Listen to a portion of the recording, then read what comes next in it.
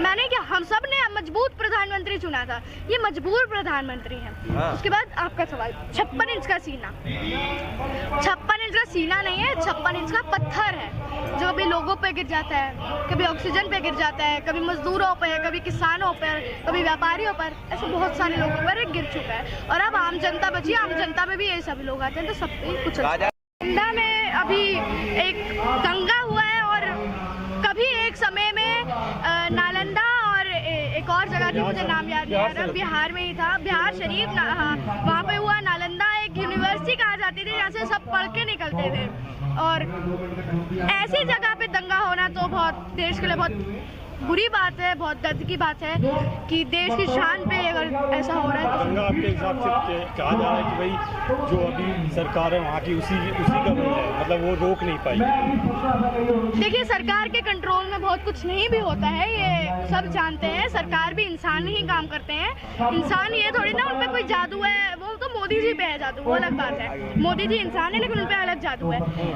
वो लोग भी काम कर रहे हैं, जल्दी ढूंढेंगे, जैसे पंजाब में अमृतपाल को ढूंढा जा रहा है ऐसे। लेकिन वहाँ पे जो लोग दंगाई पकड़े गए हैं सारे बीजेपी से लिंक हैं। देखिए, वो तो अब साफ साफ देख रहे हैं ना, सच सामने आ रहा है, सच कभी छुपता नहीं है। अब देखिए, बहुत कुछ निकलेगा बीजेपी पार्टी में। आपने बोला कि मोदी जी जादू करते हैं, आप मानती है ना मोदी जी जादूगर है? मैं जादूगर नहीं मानती हूँ, मैं ये कहती हूँ एक जादू है, ठीक है। ऋतिक रोशन की मूवी नहीं थी, कोई मिल गया ऐसे ऐसे करते हैं जिसमें, हाँ, उसमें एक जादू नहीं था, बोला जादू एक स्कूल बना दो, जादू फेक डिग्री बना दो, बन गया फेक स्कूल, बन गया फेक डिग्री, बन गया, बहुत कुछ है। संदीप जी, आप बहुत छोटी हैं, लेकिन आपको नहीं लगता है कि जिस तरीके से आप बेबाकी से बात बोलती हैं, ऐसे में एक बहुत बड़ा सवाल खड़ा हो जाता है कि कोई आपको सिखाता है या क्या कुछ है, पीछे से बैकग्राउंड क्या है, किस तरीके से आप बोलती हैं, कैसे रिसर्च करती हैं इन चीज़ों? देखिए, मैं जो हिंदुस्तान में रहता है तो बच्चे को पता है क्या चल रहा है राजनीति में, और उन सब में से मैं एक हूँ जो थोड़ा रिसर्च करती हूँ और मोबाइल वगैरह पे देखती रहती हूँ कि क्या देश में चल रहा है और क्या असलियत है, क्योंकि अब गोदी मीडिया देखने का कोई फायदा नहीं रहा है ना दोस्तों। गोदी मीडिया में तो सिर्फ एक ही चीज़ चलती है, हम दो हमारे दो, बस, और कुछ नहीं है। हम दो और हमारे दो, बस गोदी मीडिया में ये चलता है और कुछ तो है, ठीक है। अब थोड़े बाहर के न्यूज़ चैनल देखना, अल जजीरा देखना, काफ़ी सारे। मतलब क्या करें, देश की जनता क्या करे? देश की जनता को एक मजबूत प्रधानमंत्री चुनना चाहिए, और मैं बिल्कुल कहती हूँ, मोदी जी मजबूत प्रधानमंत्री नहीं है। जी बिल्कुल, मोदी जी मजबूत प्रधानमंत्री नहीं है, क्योंकि 56 इंच के सीना रखते हैं और 56 इंच की बात करते हैं। 56 इंच का सीना और मजबूत प्रधानमंत्री, इसको मैं बताती हूँ। मैं 8 साल से देख रही हूँ, 2014 में मैं 4 साल की थी, 4-3 साल की ऐसी थी, तब मैं मोदी जी को तब से देख रही हूँ, है ना। मोदी जी पहले साल में एक बार रोए, दूसरे साल में दूसरी बार रोए, तीसरे साल, 8 साल हो गए, 8वीं बार रो चुके हैं। मैंने मजबूत प्रधानमंत्री चुना था, मैंने क्या, हम सब ने मजबूत प्रधानमंत्री चुना था, ये मजबूर प्रधानमंत्री है। उसके बाद आपका सवाल, 56 इंच का सीना, 56 इंच का सीना नहीं है, 56 इंच का पत्थर है जो अभी लोगों पे गिर जाता है, कभी ऑक्सीजन पे गिर जाता है, कभी मजदूरों पे, कभी किसानों पर, कभी व्यापारियों पर, ऐसे बहुत सारे लोगों पर गिर चुका है। और अब आम जनता बची, आम जनता में भी ये सभी लोग आते हैं, तो सब पे कुछ राम राज आ गया है, अच्छे दिन आ गए हैं। अगर ये अच्छे दिन है, अगर ये राम राज्य है, तो इससे बढ़िया रावण राज्य था भैया।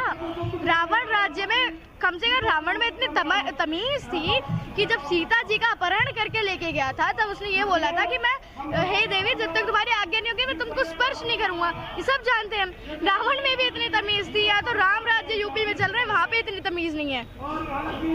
योगी जी का राज है, योगी जी का राज है। मैं कहती हूँ योगी जी घंटा बजाते हैं और लोगों की चीख दबाते हैं उस घंटे।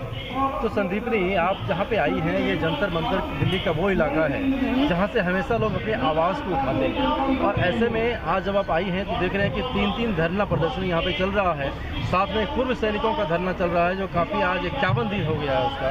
तो ज़रा इसी पे हम बात करते हैं कि क्या आप इन चीज़ों को भी कुछ समझती हैं कि किस तरीके से पूर्व सैनिक यहाँ पे धरना कर रहे हैं, उनकी मांग? देखिए, देश में लोग आवाज़ उठा रहे हैं और देश खिलाफ में है, बिल्कुल सारे जनता के आक्रोश में है पार्टी के, और 2024 के इलेक्शन आ रहे हैं, थोड़ा 1-2 साल का इंतजार कीजिए। 1 साल क्या 10 महीने का इंतजार कर लीजिए, वक्त बहुत पास है। 50 साल तक वैकेंसी नहीं है मोदी जी, विकल्प नहीं। अब देखिए, मैं कहती हूँ राजनीति में कभी भविष्यवाणी मैं नहीं करती हूँ और किसी और को करनी भी नहीं चाहिए।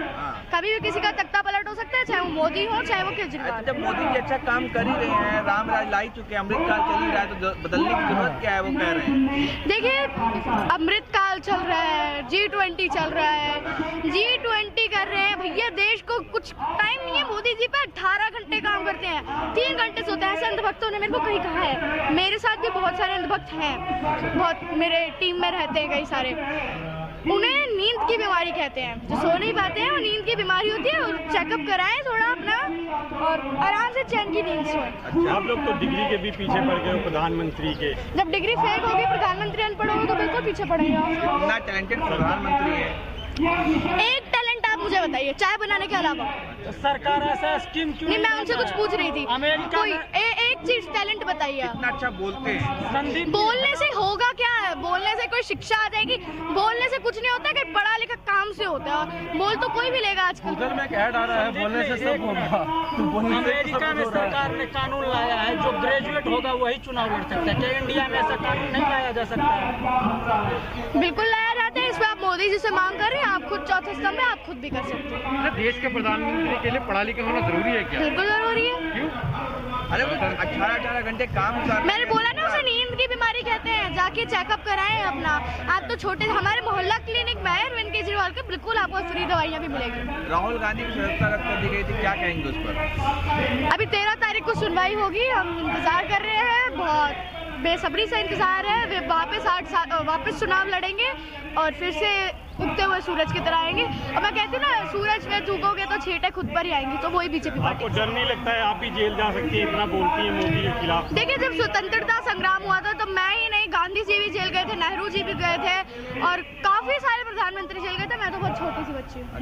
चलिए ठीक है, थैंक यू।